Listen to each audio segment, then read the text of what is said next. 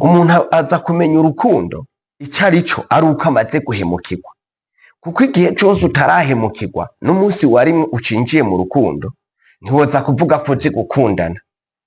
Uzomenya gukundana igihe cose umaze guhebana n'uyu canke n'uriya, ukabona uti uriya twapfuye iki, burya yampevye kubera uburofa bwanje. Umuntu atarabana n'umuntu n'umwe mu rukundo niyo hava yemereza ngo je ndazi gukunda. Nico kimwe harya n'umuntu atunze amafaranga. Umuntu atunze amafaranga atarahomba yibaza ko ari umuhinga, ariko umuntu yamaze guhomba agatunga amafaranga agahomba, azotahura yuko amafaranga canke bariya batayafise yagoye kuronka canke uyafinye kagenda. No mu rukundo rero urashobora kuba wibaza ngo ni je nzi gukundana, ugasanga iyo bikubayeko ukabona ati nihendeye aha hanyuma nzokosora. Nyamwe ubona rero abantu mu rukundo bashobora kwihangana. Umukobwa aguhevye aguhora amafaranga kutayafise ntiwoca uja kurondera uyundi mukobwa. Uca ugenda ukabona utereka nikosore nje kurondera amafaranga. Iyi niyo defo. Ni ukuvuga igihe cose ushaka imbwa urondera amagufa.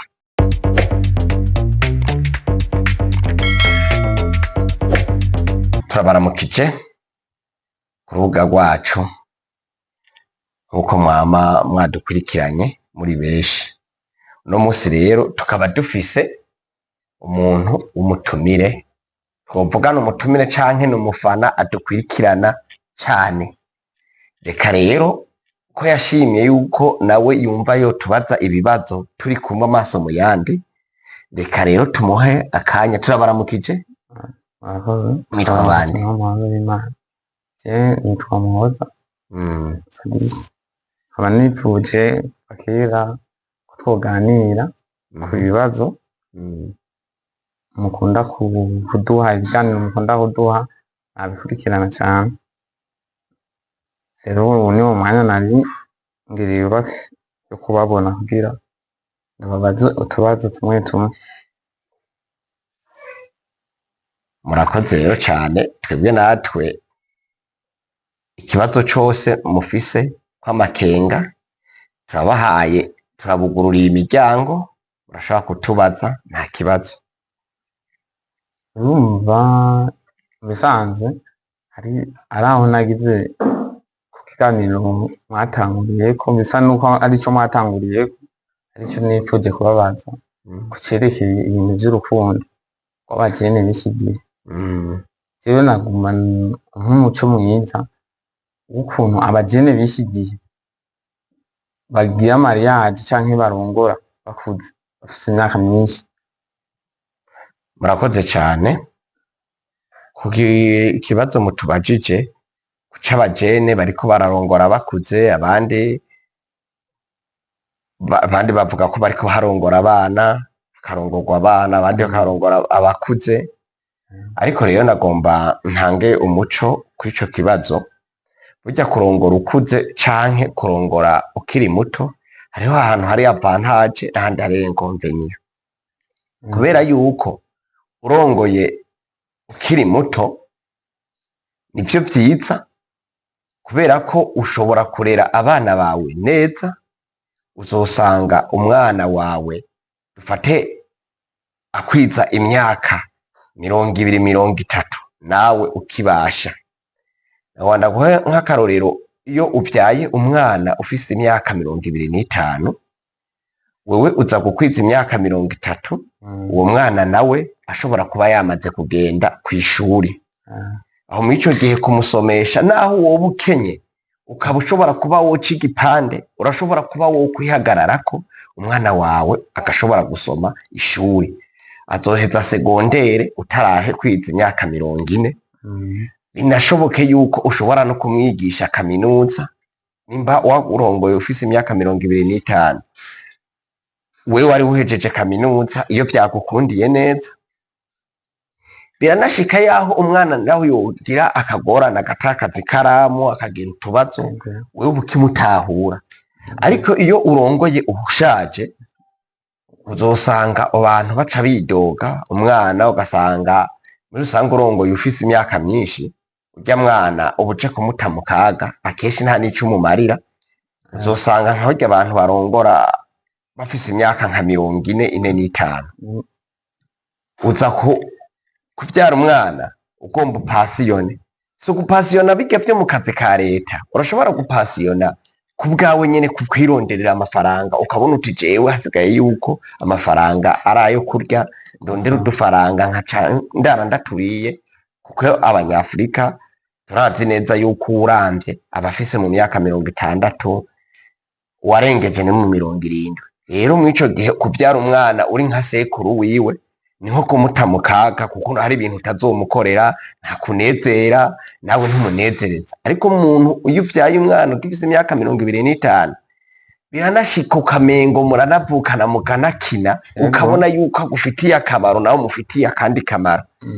Kuko uzobibona barya abana b'abahererezi, igituma umengo barafyina, baza gufyina kuko umuvyara umengo uri sekuru wiwe.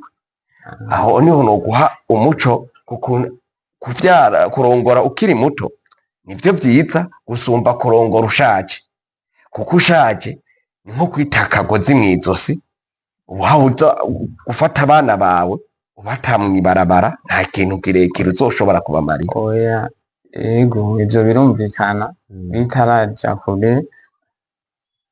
Ukurongora ukuze naho dusanzwe tuzi abajene benshi dufise ntuzeye ubwoba bw'urukundo rw'iki gihe, kuko bigoye gutahura umuntu agukunda w'umukobwa, uwo basi mukundana, benshi baza bazanywe n'ivyabo. Rero ukaca wiha ukiha ukuntu ukavuga ati jewe ukuntu nzorongora notegerezwa kurindira, kuko urukundo rw'ubu benshi usanga bariko bakurikira ivyo ufise, umubiri wawe ukuntu umeze, ngira namwe musanzwe mubibona. Murakoze cane. Ni ukuvuga yuko kurongora utevye si ukuvuga ko ariko kuronka urukundo nyakuri. Urahabwa mbere uba ugiye kuronka, urashaka kuronka urukundo, ukazosanga uricujije ku nkundo wagiye uracamwo, kubera yuko bariya abantu wibaza ngo baraguhenda canke ngo uha urabahenda, ukazosanga habayemwo ingaruka mbi. Kuko harya kumenya umuntu agukunda ni ibintu bigoye cane. Umuntu ashaka kukubwira yuko agukunda muga atagukunda, afise imvo ziwe ahayabikubwira. Reka rero ndakwereke, harya umuntu, abantu benshi kugira umenye ko umuntu azi gukundana n'umuntu canke umuntu amenya urukundo, umuntu aza kumenya urukundo ico arico ari uko amaze guhemukirwa. Kuko igihe cose utarahemukirwa n'umunsi warimwe ucinjiye mu rukundo, ntiwoza kuvuga ko uzi gukundana. Uzomenya gukundana igihe cose umaze guhebana n'uyu canke n'uriya, ukabona uti uriya twapfuye iki, burya yampevye kubera uburofa bwanje. Hari umuntu ashobora kugusuka agaca akubwira yuko ngo naka ngo harya ngo araguhenda, kumva urukundo niko bimeze. Urumva birashobora kuba n'ubo bagenzi. Yego abagenzi arashaka kugusuka kugira bava mu kibanza ndahacake, ugasanga wa mugenzi ashobora kugusuka kugira muhebane n'uriya muhungu canke kugira muhebane n'uriya mukobwa, ugasanga niwe aciyaza. Kuko mu bintu vy'inkunda abantu harabamwo beef, ukaraba ati abakobwa agahenda umukobwa ati rurya ruhungu shati je wapi nka rurya ruhungu ntitwokundana. Bariko barayivuga ari batanu, kumbe wa mukobwa ahengeye nawe wa undi afashe ingingo azoca agenda nawe amwitembagazeko, wa muhungu amutahire. Co kimwe n'umukobwa n'umuhungu barashaka kumuhenda ati ka gakobwa wapi, urya mukobwa ni igisuma, kuba waramugabiye iriya telefone, kuba wamuguriye iki na kiriya, wana mu rukundo umuntu araheza akantu. Abantu bagaca babyogerako, bagaca bagomba kurusambura urwo rukundo, kuko babonye ati uyu mukobwa ariko araturonkana ibintu, reka urya mukobwa tumuhende aheba urya muhungu, canke urya mukobwa aheba urya muhungu, bose umuhungu. Yego, ivyo rero ugasanga we babagiye mu matwi, kumbe ugasanga muri babandi bagirira amabifu bo barasubiye gutorana barakundanye. Uzogaruka rero kwanda abantu barashobora kuguhenda kugira ngo baje mwakiriya kintu ku mvo z'iwabo. Rero naho nyene uzogaruka kubitahura ari uko mwamaze kugira kuvana uvuze harisigiye hari akantu kita umwegisi ex. hamaze kuba uriya twahebanye kubera ubucucu bwanje aho muri ico gihe rero ataco umuntu atarabana n'umuntu n'umwe mu rukundo niyo hava yemereza ngo je ndazi gukunda nico kimwe harya n'umuntu atunze amafaranga umuntu atunze amafaranga atarahomba yibaza ko ari umuhinga ariko umuntu yamaze guhomba agatunga amafaranga agahomba azotahura yuko amafaranga canke bariya batayafise yagoye kuronka canke uyafinye kagenda no mu rukundo rero urashobora kuba wibaza ngo ni je nzi gukundana ubwo ugasanga iyo bikubayeko ukabona ati nihendeye aha hanyuma nzokosora ni hamwe ubona rero abantu mu rukundo bashobora kwihangana niyo mpamvu naciye mvuga ati yubu urumva ashobora kubibona yarakuze agaca avyiyumvira imyaka iriko iramujana ashobora kubicamwo akiri muto akabona ati birababaza akagera igihe avuga ati ivyo nakoze mu bana ni vyinshi bibi kanikosore aya makosa nyimba ndose uwo dukundana nzoyirinda ugaca usanga ivyo agiye kuvyiyumvira akuze ni handi uza wumva ngo umujene ngo yaronka afise 50 na bivanye n'ivyo nyene vy'urukundo canke bitewe n'akazi n'ivyo akora ariko reka rero nanje ntaguciriyemwo ni ukuvuga si uko uhemukiwe ukiri ufise imyaka 18 20 21 vyoca bituma utosubira gukundana n'uyundi muntu naho nyene wewe uciye uza kwiha ikiruhuko uza gusanga muri rwa rukundo watakaje umwanya utakaje umwanya gute uciye uvuga ngo kubera ngo mpemukiwe n'uyu muntu ukaba ubona yuko mutazosubirana urashobora guca ubona uti reka nihe nzorongore mfise imyaka 40 ahubwo ka kazoza k'abana bawe uzovyara uriko uragata mu kaga kuko wewe wagize umubabaro ni nka kurya ko umuntu ahomvye agaca avuga ngo reka nje kuryama uhomvye uca uzindukira kuri tere urondera amafaranga n'ubundi uhemukiwe mu rukundo ego ntiwoca uzinduka urondera undi muntu ukundana kuko narigeze kubabwira umukobwa aguhevye aguhora amafaranga kutayafise ntiwoca uja kurondera uyundi mukobwa uca ugenda ukabona utereka nikosore nje kurondera amafaranga iyi niyo defo ni ukuvuga igihe cose ushaka imbwa urondera amagufa rero mw'ico gihe rero utegerezwa kurondera amafaranga mugabo ugaca urondera hakiri kare ukanyarutsa kugira ntutakaze umwanya wo kubaka ubuzima bwawe kuko barya abana bawe urabakeneye yuko bazogusaidiya n'abuzukuru kanababona nawe hamwe bakwita sogo kibasha apana sogo wo ku nkoni abuzukuru bawe bakaza bakakuraba ukabacira umugani apana yuko ubereye umuhungu akubabaje ngo ucurongo gutevye canke ngo uyu mukobwa araguhemukiye ngo je rero ngo ntakwije imyaka 40 ngo sinzorongo uri kurihenda cane ni vyiza kubona yuko iki kirangiye ugatorana n'uwundi hakiri kare kuko irya nzira bibaye birya bintu bikubayeko Imana yari yabigupangiye kurya nyene kandi urumva uzoca ubikosora garutse neza cane kuko kirya umukobwa yaguhevye aguhora amafaranga nakubwiye yuko ucuca kurondera amafaranga kuko ica guhoye n'ubundi yo kiguhora nimba guhoye yuko utagira isuku nawe ramuti buriya yamuhoye isuku reka ngerageze kuko urukundo ni ishuri kuko ataco baraguhora ntaco ukosora uca waza ko wikwije ntaguciriyemo abajene benshi nanje nisizemo turashobora kuba turi mu bihe bibi hariho nk'abari mu bihe bibi bahebwe nkawe ngo boca bashikiriza impanuro nyabaki nk'abahebwe bivuye ku bukene babagaye ngo nta mahera canke bivuye ku bagenzi babi ushobora kugendana akaguhanura turya muntu nimuherane ibi n'ibi n'ibi ukaca usanga uramuhevye ntawe woca ubahanura gute ico mpanura umujene w'iki gihe w'igihe cose baguhevye genda ahantu wiyumvire mbe sinzi ko uvuze umuhungu canke umukobwa, reka musigure ku mpande zose. sigura ku mpande zose. Igihe cose umukobwa aguhevye, Yego. gerageza umusabe audience ya nyuma, umubaze ico akugaye, kuko naravuze iyo umuntu mukundanye urabanza ukamubaza ati wankundiye iki, wanshimye iki, kuko gukunda umuntu no gushima umuntu biratandukanye. Ni harya nyene umuntu aba yaragukunze canke yaragushimye, mw'ivyo bintu bibiri hakagira igihinduka.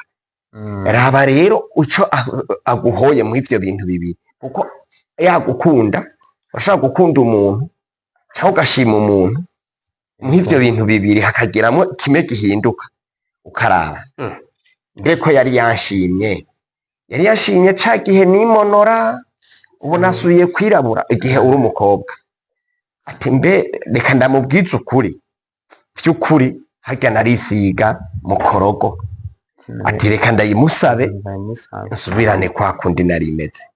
Kumbure rero mw'ico gihe